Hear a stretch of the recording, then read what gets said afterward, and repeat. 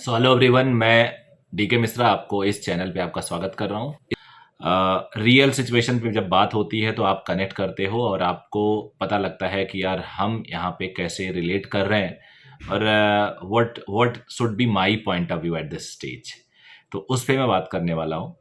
अगर आप चैनल पे नए हैं तो इसको सब्सक्राइब जरूर कर लीजिएगा। इस पे हम समय समय पे कुछ बातें देते रहते हैं, कुछ पॉइंट्स अपने रखते हैं, कुछ स्ट्रैटेजीज शेयर करते हैं। और मेरे पास एक बच्चा आया अपने मदर के साथ और किसी और के साथ, और उस बच्चे ने बोला कि सर मुझे श्योर नहीं है कि मेरा सिलेक्शन हो पाएगा नीट में कि नहीं, क्योंकि मैं एवरेज स्टूडेंट हूँ और आ, मैं सोच रहा हूँ कि मैं बायोटेक्नोलॉजी कर लूँ, फिजियोथेरेपी कर लूँ या बीडीएस कर लूँ या इस तरह से कुछ कर लूँ।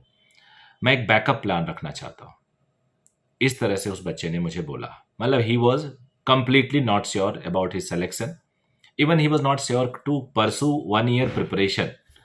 मदर उनकी काफ़ी एजुकेटेड थी और वो पढ़ी लिखी और टीचर भी हैं।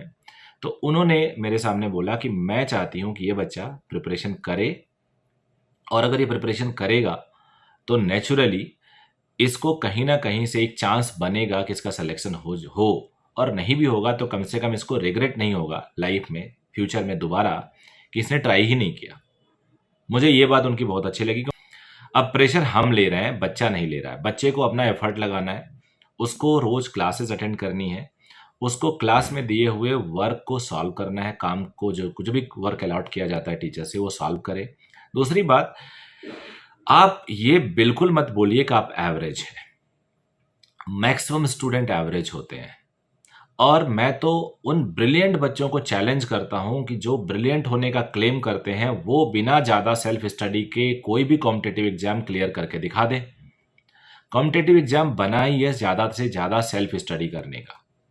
आप कितने भी ब्रिलियंट हो, अगर आप टाइम नहीं दोगे, रेगुलर नहीं रहोगे अपनी स्टडीज़ में, तो किसी कीमत पे आपका सिलेक्शन नहीं होगा, चाहे आप बोर्ड में इंडिया टॉपर ही क्यों ना हो।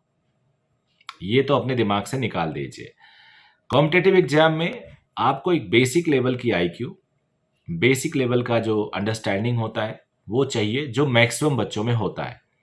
और उसके बाद जो सबसे ज़्यादा इम्पॉर्टेंट है वो आपका हार्डवर्क और आपकी कंसिस्टेंसी। कंसिस्टेंसी सबसे ऊपर आती है, रेगुलरिटी। इनफैक्ट ये भी एक हार्डवर्क का ही एक सब टॉपिक है, सब हेडिंग है कह सकता हूँ मैं। लेकिन कंसिस्टेंसी अगर किसी बच्चे में है तो नेचुरली वो कंपटीशन निकाल देता है। कंसिस्टेंसी सेल्फ स्टडी की, कंसिस्टेंसी क्लास की, कंसिस्टेंसी क्वेश्चन सॉल्व करने की, ये सब आपको रखना पड़ेगा, तब जाके आपका कंपटीशन निकलेगा। तो मैंने उस बच्चे से यही बोला। मैंने बोला कि देखो, इवन आप बीएससी बीकॉम या कुछ भी ना करें तो भी आप लाइफ में सक्सेसफुल बन जाए। बहुत सारी स्टोरीज है हमारे पास। बहुत बड़े आदमी बन जाए, पैसे वाले बन जाए, तो आपको कभी दुख नहीं होगा कि मैंने खराब पढ़ाई की, मैंने उस टाइम लापरवाही किया। लेकिन अगर आप लाइफ में कहीं फेल हुए, स्ट्रगल किए, पैसे नहीं, अच्छी नौकरी नहीं, अच्छा बिजनेस नहीं, तब आपको रिग्रेट होगा, तब आपको पछतावा होगा कि अपने टाइम में अगर हम पढ़ लिए होते ढंग से तो आज ये दिन नहीं देखने को मिलते। तो इसलिए एफर्ट करना जरूरी है, ट्राई करना जरूरी है। सक्सेस मिले ना मिले इज अ डिफरेंट थिंग, लेकिन अगर आप ट्राई ही नहीं करोगे तो सक्सेस कैसे मिलेगा। आप ट्राई करने जब जाते हो ना तो 2 चांस होता है, हो सकता है सक्सेस मिल जाए, हो सकता है ना मिले। लेकिन अगर आप ट्राई ही नहीं करते हो तो सिर्फ एक चांस होता है, और वो होता है कि सक्सेस नहीं मिलेगा, क्योंकि आप ट्राई नहीं कर रहे हो।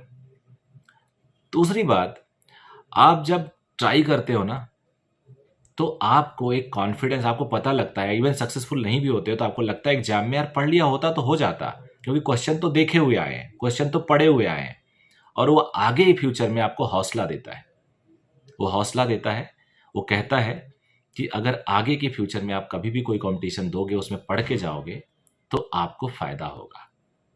इसलिए प्रिपरेशन करना चाहिए, एक बार एफर्ट लगाना चाहिए। नहीं हुआ तो दूसरे रास्ते तो है ही, और सारे डॉक्टर, सारे आईआईटीएन थोड़े हैं दुनिया में, या केवल वही सक्सेसफुल थोड़े हैं, बाकी लोग भी हैं।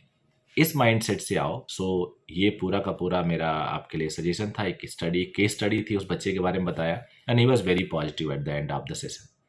तो इस तरह से आप सोचिए, आपको फायदा होगा।